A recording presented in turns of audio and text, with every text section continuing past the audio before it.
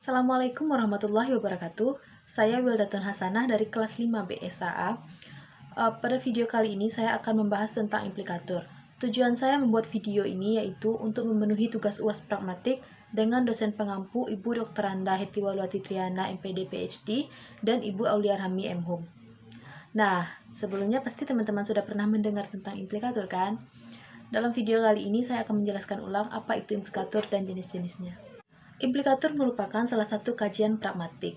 Secara sederhana, implikator merupakan makna yang tidak langsung atau makna tersirat yang ditimbulkan oleh makna tersurat. Implikator ini dimaksudkan sebagai suatu ujaran yang menyiratkan sesuatu yang berbeda dengan yang sebenarnya diucapkan.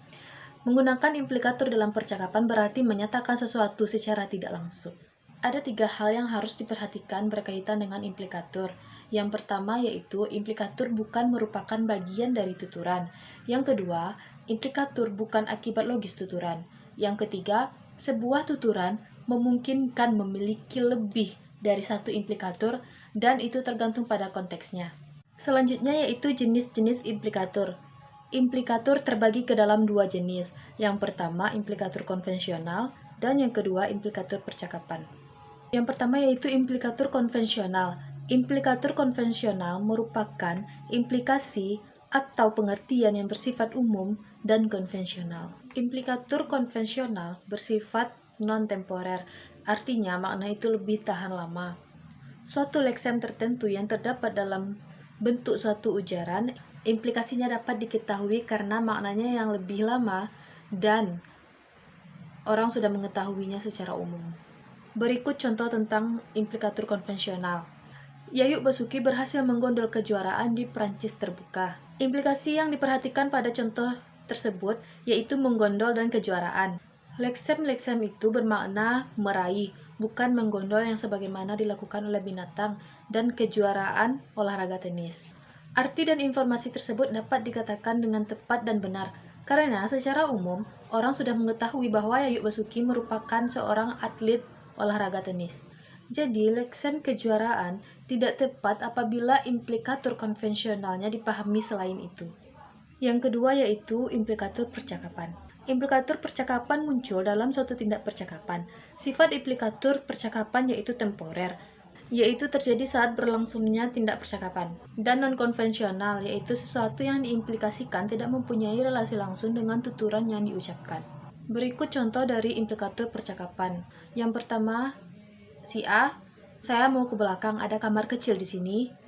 B menjawab, ada di rumah. Yang kedua, A bertanya, saya agak pusing, ada dekolgen? B menjawab, ada di rumah. Yang ketiga, A bertanya, saya agak pusing, ada dekolgen? B menjawab, ada di laci meja saya. Prinsip yang pertama pada contoh tersebut dilanggar oleh yang pertama dan yang kedua, tetapi tidak dilanggar oleh yang ketiga. Kadar pelanggaran pada contoh yang kedua masih dapat diterima. Jawaban si B pada contoh yang kedua dapat ditafsirkan sebagai tindakan mengajak bergurau kepada si A. Dengan kata lain, berkaitan di antara kalimat si B dan si A pada yang kedua, pada contoh yang kedua, itu dapat direka-reka adanya. Upaya mengaitkan yang A dengan B sulit dilakukan pada dialog yang pertama. Implikator percakapan terbagi menjadi 3 macam. Yang pertama implikator khusus, yang kedua implikator umum, dan yang ketiga implikator berskala.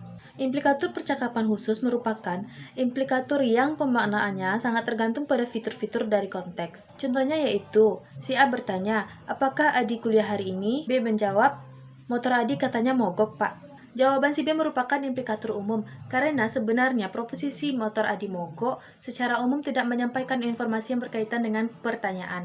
Dapat dipahami bahwa secara kontekstual, maknanya adalah kemungkinan besar Adi tidak kuliah karena motornya mogok.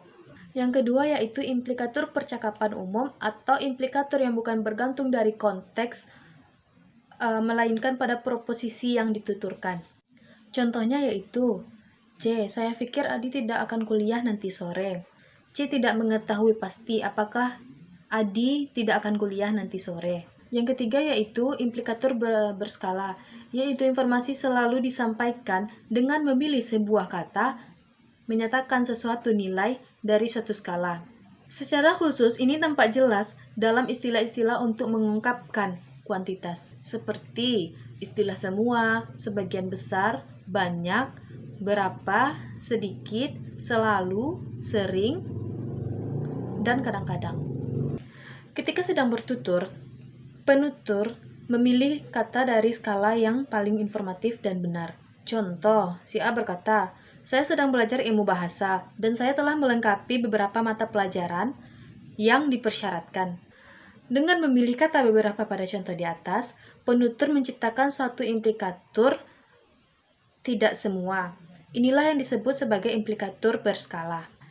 Salah satu ciri yang terdapat pada implikatur berskala yaitu apabila penutur mengoreksi diri mereka sendiri tentang beberapa rincian. Sebagai berikut contohnya, si B berkata, "Saya membeli beberapa perhiasan ini dari Hong Kong. Saya kira sebenarnya saya membeli sebagian perhiasan ini di sana." Dalam tuturan di atas, pada awalnya ia mengatakan beberapa, tetapi ia kemudian mengoreksi dirinya sendiri dengan sebenarnya mengatakan sebagian besar. Sekian video dari saya Wilutun Hasanah tentang implikatur. Assalamualaikum warahmatullahi wabarakatuh.